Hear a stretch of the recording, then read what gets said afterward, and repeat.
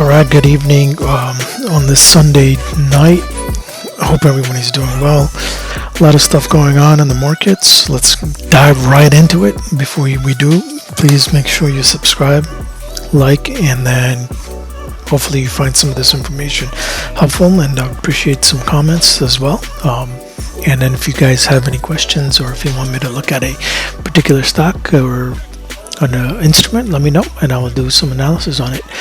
But let's get right into the futures. We have a lot of activity going on in the markets. The market hasn't opened yet. It's Sunday about 4 o'clock. It's going to open up. There's a lot of things going on in the world, especially, in the Gaza Strip area. Hopefully you guys heard the news of what's going on. It's sad to see what, all the stuff that's coming out over there. But that overall is going to affect the markets. In fact, it's going to do it in such a way because of the oil that's going to get affected, right, from that area, and how many people are kind of intertwined. Not just people, but the countries that are intertwined when it comes to oil in that region. It's definitely going to have some impact with oil prices, and when it comes to oil prices, that will also have an impact on the overall broad market, because everything will start getting expensive, and when everything starts getting expensive, people stop spending, and so just keep that in mind. Let's get right into it. We're going to talk about the Dow future first. Let's see what is going on the futures for Dow. Okay, so last week there was a downturn in the early part of the week, and then we saw a leg up. So let's see what happened, right? We have our fibs already on the chart that you see here, and where are we looking at? Remember, I had these things already marked over here, and let me zoom in so that you guys could see what I'm talking about. Okay, so we had a couple of support areas, right, based on this, and I had marked it right in this area. If it were to go down further, this would be a buying opportunity that I mentioned, and then next few days it was going to hover on this and then look for it to go back up into the mid-band. I'm sorry, the 200-day moving average, and then the mid-band, and then the 50-day is right around here. So if it were to go back up, and it did, look what happened. It's trying to gravitate towards the 200-day moving average. Remember, it was below the 200-day moving average. When that happened, I told you that there's going to be more, downward pressure. Because of that, we also saw the MACD going downwards. Now what we're seeing is there's sort of an opportunity maybe to buy, but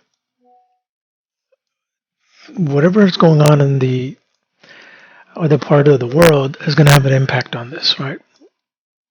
So this could come down substantially. So be careful. It's only 4 o'clock right now.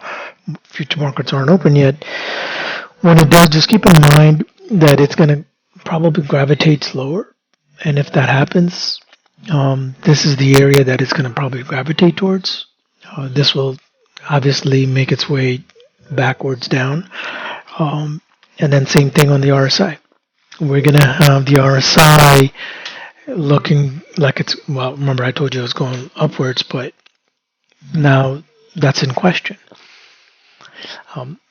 Now remember I talked about the 200-day, and it's below the 200-day, so any rallies that happen could be fake rallies, and these are possibly fake rallies. And because we're still under the 200-day moving average, there's pressure from the bears, and the bears are going to continue to take it down until it crosses over the 200, until it crosses over the mid-band, until it crosses over the 50-day moving average, right? Now, one thing we have to keep in mind is that the 50-day is above the 200, so that indicates that there's some room for upward pressure, but again, market sentiment, this may be on its way down and trying to do a death cross. And when that happens, we're in October. If that were to happen, it's going to be a splat downwards. So be careful when you're looking at these futures. This is an overall picture. Remember, if you're doing intraday, you trade it slightly differently. Let's take a look at ES. Let me remove this open interest. All right. So what's going on the S&P 500? Very similar situation.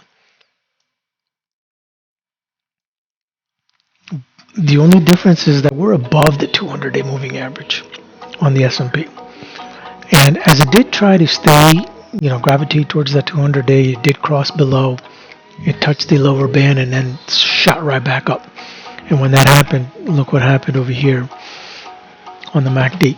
It's looking like there's going to be a cross in this area, and this will continue to go upwards, and this will try to gravitate towards the 50-day as well as the mid-band. So if there was no Gaza Strip issue right now, this would continue upwards over here. Now, because of what's going on over there in that part of the world, this now kind of puts this into jeopardy, and we may not reach this area. Okay, so the bears are going to try to pull that down, and then it's going to try to gravitate towards our 38.2. Okay, so that's what we're looking at over here. Now, mind you, remember, we have a resistant mark over here. We also have this bar that it needs to cross. So there are resistant points over here. And then the next little resistant points is not just these bars, but also these 50-day and then the Bollinger Band, the mid-band. That is also a pressure point. So a lot of things going on, and bears got a lot of advantage, and they will continue to push. These fake rallies could bring it back down. And so we have to be mindful. I mean, we had this big leg down, right, and it crossed over. Now the bulls have to come through and try to get above this number and try to cross this. And that's what we're looking at in the next few days. Obviously, the immediate impact of what's going to happen today when the market opens is still uncertain, and there's going to be a lot of pressure downwards. Keep in mind. Let's look at the NQ.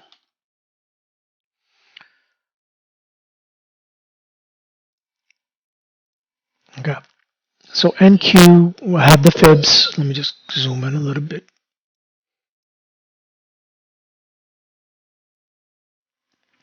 All right. So in the NQ, what happened, right? We're looking at a cross. Our MACD never went as below as the previous low. So remember, this area was a buy area. If you were over here, buy area, buy area, buy area. Now there's a cross that's about to happen. Right. Again, keep in mind what's happening in that part of the world. If that weren't the news today in the headlines, then this is going to just skyrocket to the upper band. Now, because of that, we may not see the upside. We may just have the mid-band, the 250-day moving average, hold it in, and it's going to splat back down and try to hover back below over here. So that's what we're looking at. Even though there's a cross happening, even though the RSI's got an upward trend,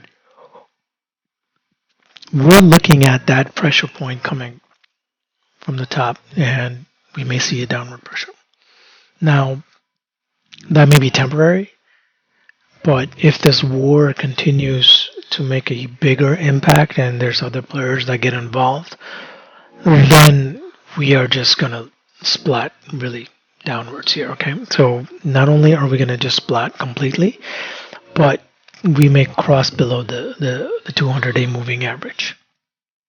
Okay, and that will bring the next leg of these mountains further downwards. Okay, so keep that in mind. I mean, it all depends on what's happening in the news, right? It's nothing specifically stock related, but a lot of the pressure on the oil markets as well as various different entities that are going to be affected by the war that's just been declared.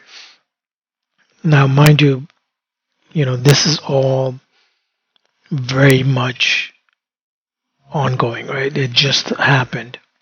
There's going to be a lot of death that's going to be coming out of that. There's going to be very volatile days. There's going to be a lot of those. So if you're in it on a daily intraday, like let's just say if you were trading at the 5 minutes, you see these legs going up. All right, you look at this. Look at what happened on Friday, right? It splat down and then shot right back up. So again, you might see something like that, and then there'll be some opportunities. This may look like a big splat down, but at the end of the day, we don't know if that's going to go back up, right? So if you see that big red candle that goes down, you can take a short. But if you miss the timing and you're looking to get in on a long after you see a big red candle, that may be just buyers coming in, taking profit, and then it'll continue further down. All right, so just keep that in mind. This is what we're looking at on these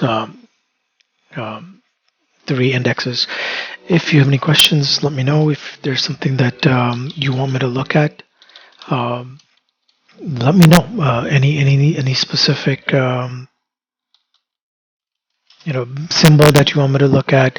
If you're looking at, let's see, the oil. I don't know if any of you trade oil, but 82.81. This is where oil is trading at, and this is a 5 minute. Let's go on the 1 year intraday. I'm sorry, the 1 year. Let's see what's going on with oil. All right. Now, oil, it's a different beast, right? We got a lot of sideways movements, goes back down, comes back up. A lot of these things are controlled by big companies, big institutions like countries. They control oil prices, and whenever you hear news cycles about stopping production or making adjustments to how many barrels are being taken out and whatnot, right? Those have huge impacts.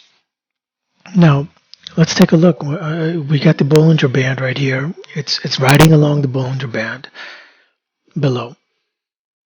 You had a lot of red days here. You got the 200-day moving average on the oil. It's on its leg downwards. You had a higher mountain from the previous low, which means there's supposed to be a large number of bears coming in, continuing to ride this down, and there would be a support area right around this area. Now, mind you, whatever happened just recently with Israel, Gaza Strip, now oil is going to shoot up.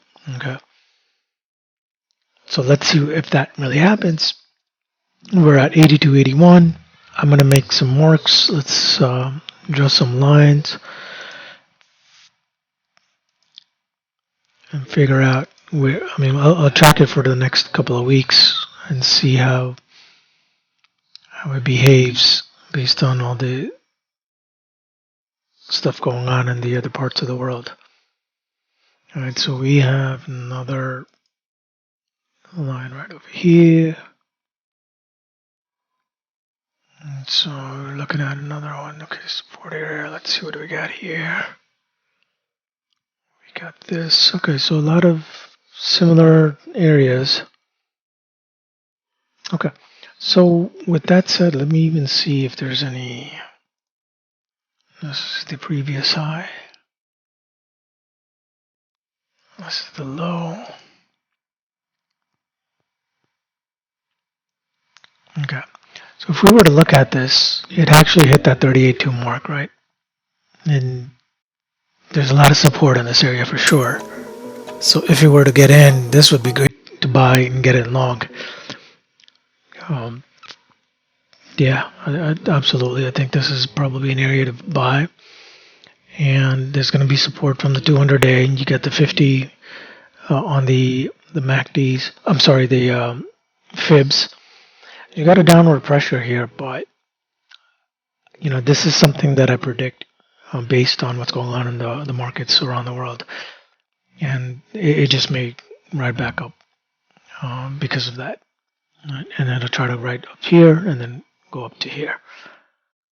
So let's see if that happens. I wish you guys well. Please subscribe to my channel, like and subscribe and comment. Thank you. PriceIsKing.com.